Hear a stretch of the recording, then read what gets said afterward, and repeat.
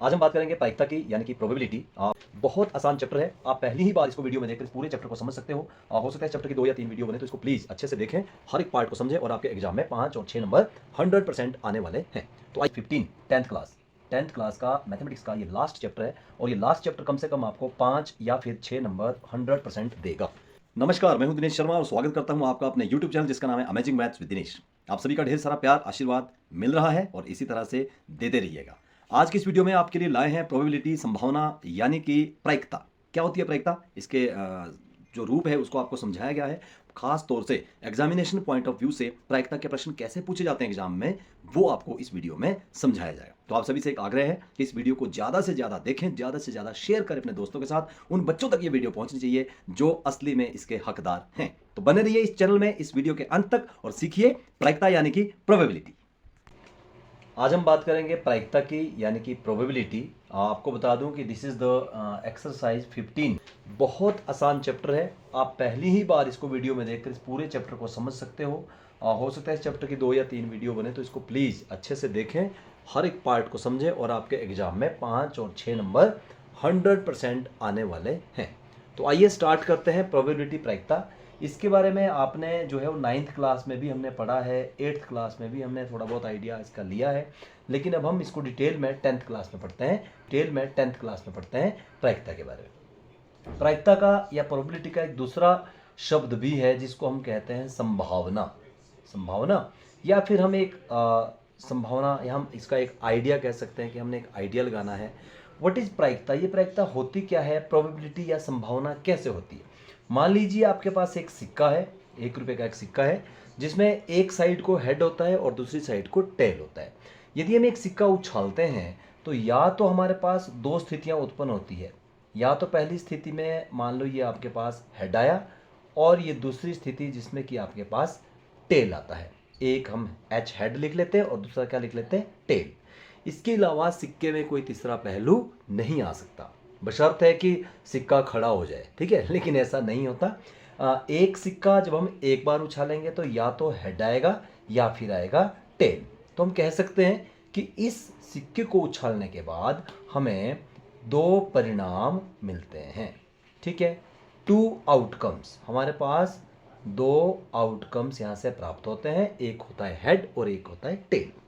यदि हम सिक्का उछालते हैं और कोई दूसरा व्यक्ति उसको पूछता है कि हाँ जी आपको क्या चाहिए, तो यदि वो टेल पूछता है तो संभावना क्या है? टेल आ भी सकता है और हेड भी आ सकता है, कुछ भी आ सकता है। तो आप मुझे बताइए कि यदि हम एक सिक्के को उछालते हैं तो उसके हेड आने की संभावनाएं कितनी है? 1, क्योंकि एक बार हेड आ सकता है। और टेल आने की संभावना कितनी है? That is also 1। एक चीज और यहाँ से क्लियर होती है कि यहाँ पर टोटल जो आउटकम्स हैं, कितनी चीजें आ सकती है, या तो हेड आएगा या फिर टेल आएगा, तीसरी कोई चीज नहीं आएगी। तो 2 परिणाम आएंगे, 2 आउटकम्स आएंगे। उसमें से हेड कितनी बार आ सकता है? एक बार। टेल कितनी बार आ सकता है? एक बार। एक और क्वेश्चन समझाने का प्रयास करता हूँ यहाँ से बाद। यदि आपके पास मान लीजिए एक डाइस है, डाइस आप सभी समझते हैं इस तरह से, ये हमारे पास एक डाइस है और डाइस में क्या होता है कि इस तरह से मार्किंग की होती है। ये 6 लिखा, यहाँ पर हमने लिखा 2, ठीक है। और एक डाइस में जो संभावित उसके जो फलक होते हैं उसमें कितनी चीज़ें होती है, क्या क्या अंक होते हैं? 1, 2, 3, 4, 5 और 6, क्योंकि 6 किनारे होते हैं तो 6 अंक में से कोई भी अंक यहाँ पर आ सकता है। यदि हम आउटकम्स की बात करें तो बताइए क्या क्या आ सकता है। यदि हम पासे को फेंकेंगे, जैसे उसमें आपने महाभारत में भी देखा होगा कि शकुनी जो था वो पासे फेंकता था और कहता था कि भांजे क्या चाहिए, तो भांजा जो मांगता था वही मिलता था, लेकिन वो था फिक्स। यहाँ पर फिक्स नहीं है। आप पासा फेंको, आपके पास 1 भी आ सकता है, 4 भी आ सकता है, 6 भी आ सकता है, 5 भी आ सकता है, 2 भी आ सकता है और 3 भी आ सकता है। आप मुझे बताइए, क्या आपके पास 10 आ सकता है? क्या आपके पास 7 आ सकता है? और क्या आपके पास 0 आ सकता है? बिल्कुल नहीं आ सकता। क्यों? क्योंकि उस पासे में ये अंक तो दिए ही नहीं होते। हमारे पासे में तो केवल 1 से लेके 6 तक के जो अंक होते हैं वही दिए होते हैं। तो यदि आप एक पासे को लुढ़काओगे तो आपके पास ऐसी स्थिति में पासा दिखाई दे सकता है, उसके ऊपर कितना अंक आया? 1। या फिर मैं ऊपरी दृश्य बता रहा हूँ, या पासे में क्या हो सकता है? 4। या पासे में और क्या हो सकता है आपके पास? 1, 2, 3, 4, 5 भी हो सकता है, 6 भी हो सकता है। तो कुल कितनी संभावनाएं हुई? यदि हम कुल संभावना की बात करते हैं, कुल संभावनाएं वो है हमारे पास 6। एक पासे को फेंकने के बाद हमारे पास कुल संभावनाएं कितनी हुई? 6, क्योंकि उसमें 6 अंक है। इसी तरह से एक सिक्के को फेंकने के बाद कितनी संभावना होती है? एक सिक्का फेंकना है और या एक पासा फेंकना है तो सिक्के की जो संभावना होती है वो होती है 2। क्या क्या? एक हेड और एक टेल। इस तरह से हम पासे को फेंकेंगे तो उसकी संभावना कितनी होती है? 6। और किस किस की संभावना होती है? क्या क्या आ सकता है? 1 2 3 4 5 और 6। ठीक है, क्लियर हो गया। इसी तरह से यदि हम एक मान लीजिए विद्यार्थी की बात करें, 10th क्लास का कोई विद्यार्थी है और रिजल्ट की बात करें तो बताइए क्या क्या संभावना हो सकती है उस बच्चे की? हाँ बिल्कुल बताइए। पहली संभावना है पास हो गया, दूसरी संभावना है क्या हुई कि वो फेल हो गया। ठीक है, दो ही संभावना है ना, कोई तीसरी संभावना है? बिल्कुल है, आपके माइंड में बिल्कुल सही आया कि उसकी क्या आ गई? कंपार्टमेंट। कंपार्टमेंट को ना पास में गिना जाता है और ना फेल में गिना जाता है। तो यहाँ पर एक विद्यार्थी की भी 3 संभावना हो सकती है, या तो पास होगा, क्लियर पास होगा, या फिर क्लियर फेल होगा, या फिर आधा पास। तो 3 संभावना यहाँ पर हम उसके बच्चे की ले सकते हैं। पासे की कितनी संभावनाएं? 6। सिक्के की कितनी है? 2। आई थिंक आपको संभावनाएं समझ में आई होंगी। Now I am discussing about the probability. अब हम प्रोबेबिलिटी की बात करेंगे कि प्रोबेबिलिटी चीज क्या होती है। ठीक है, तो बने रहिए इस वीडियो में अंतिम तक और मुझे उम्मीद है कि आपको अच्छे से समझ में आएगा और आप इसको ढंग से कर पाएंगे। सबसे पहले मैं प्रोबेबिलिटी की क्या करता हूं, प्रोबेबिलिटी की डेफिनेशन लिख लेता हूं कि प्रोबेबिलिटी होता क्या है। देखिए, प्रोबेबिलिटी हम किसकी निकालते हैं? किसी भी इवेंट की निकालते हैं, किसी घटना की निकालते हैं। जैसे मान लो सिक्का फेंका तो वो एक हमारे पास एक इवेंट होगी सिक्का फेंकने की। पासा फेंका तो वो भी एक इवेंट है, पासा फेंकने की घटना हुई। तो हम क्या करते हैं? Probability of any event, any event किसके बारे में आप प्रायिकता निकाल रहे हैं, उसका जो फॉर्मूला होता है ये आपको बहुत अच्छे से ध्यान रखना है। उसको हम बोलते हैं प्रोबेबिलिटी ऑफ इवेंट। यहां हम लिखते हैं कि डिजायरेबल आउटकम। ठीक है, टोटल, सिंपल डेफिनेशन में बता रहा हूं आपको। दूसरा होगा total outcomes. This is the definition. मैं हिंदी में भी एक बार यहाँ पे लिख लेता हूँ, हिंदी वर्जन वाले जो बच्चे हैं। प्रायिकता, यहाँ पर इवेंट का मतलब होता है कौन सी घटना के बारे में हम बात कर रहे हैं। यहाँ पर मैं इसको लिखूंगा, राइटिंग मेरी बहुत अच्छी है, वांछित परिणाम। बहुत अच्छी नहीं मतलब गंदी है, समझ लेना। और यहाँ पर क्या होगा? कुल परिणाम, कुल परिणाम। आई थिंक क्लियर हुआ। प्रोबेबिलिटी की डेफिनेशन क्या है? प्रोबेबिलिटी इवेंट, डिजायरेबल आउटकम और टोटल आउटकम। प्रायिकता किसको कहेंगे हम? वांछित परिणाम, कुल परिणाम। अब इस फॉर्मूला को हम कैसे टेक्निकली समझेंगे एक एग्जाम्पल के माध्यम से। आइए अब इसको हम समझें। आपने इसका स्क्रीनशॉट लिया है ना? इसका स्क्रीनशॉट लीजिएगा, साइड में रफ कॉपी में अपने पास लिखिएगा। जैसे मैं क्वेश्चन करता हूँ आपको पूरी तरह से समझ में आएगा। क्योंकि हमने एक पासा यहाँ पर फेंक दिया। पासा आप समझ रहे हो ना?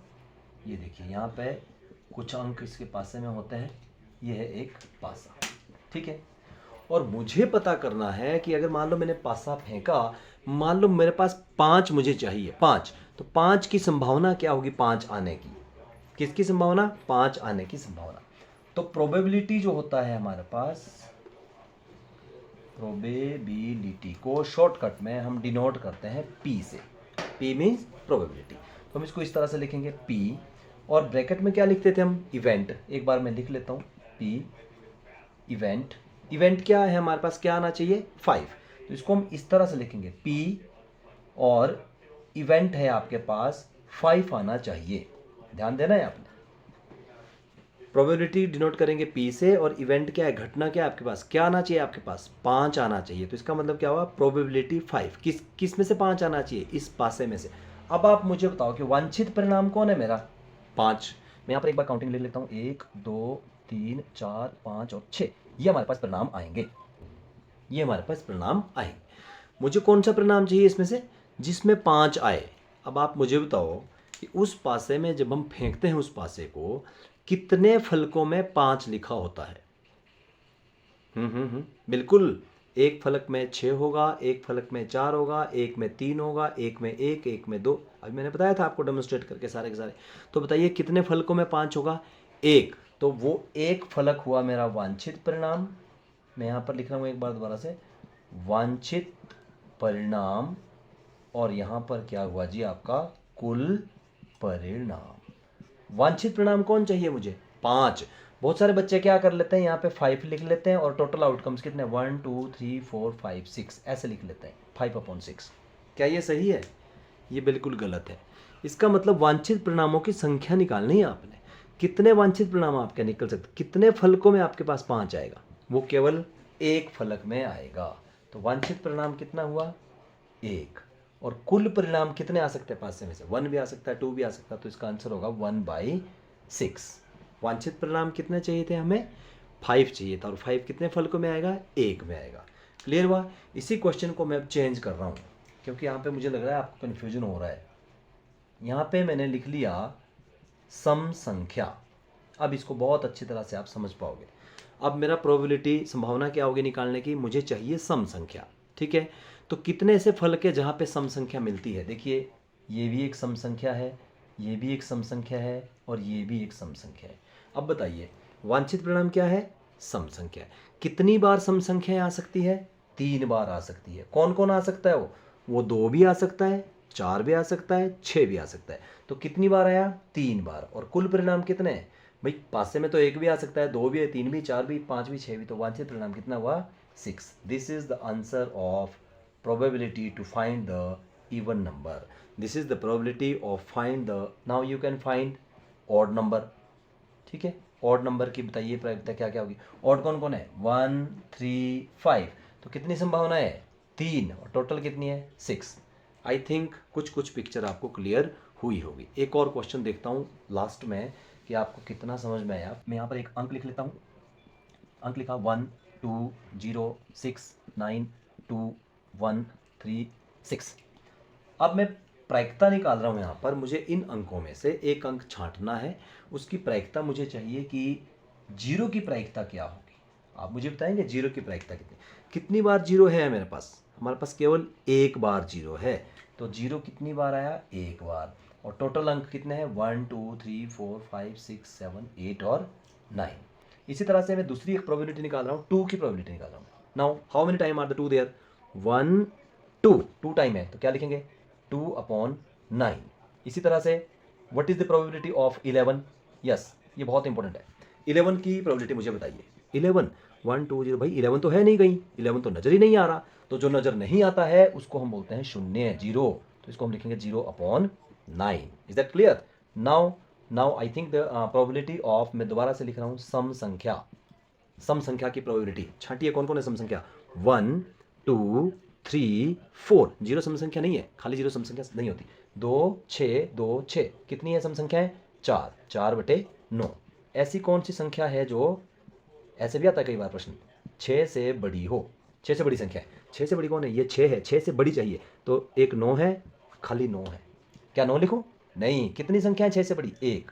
तो this is your probability. I think आपको संभावनाओं का छोटा सा एक कंसेप्ट समझ में आया होगा। बाकी जो हम डिटेल में अगला वीडियो में बात करेंगे, आई थिंक आपको पूरी तरह से प्रोबेबिलिटी समझ में आएगी। सो आज के लिए इतना ही। आप इसकी प्रैक्टिस कीजिएगा, ऐसे और क्वेश्चन कीजिएगा, और हम नेक्स्ट वीडियो में बात करते हैं। Thank you.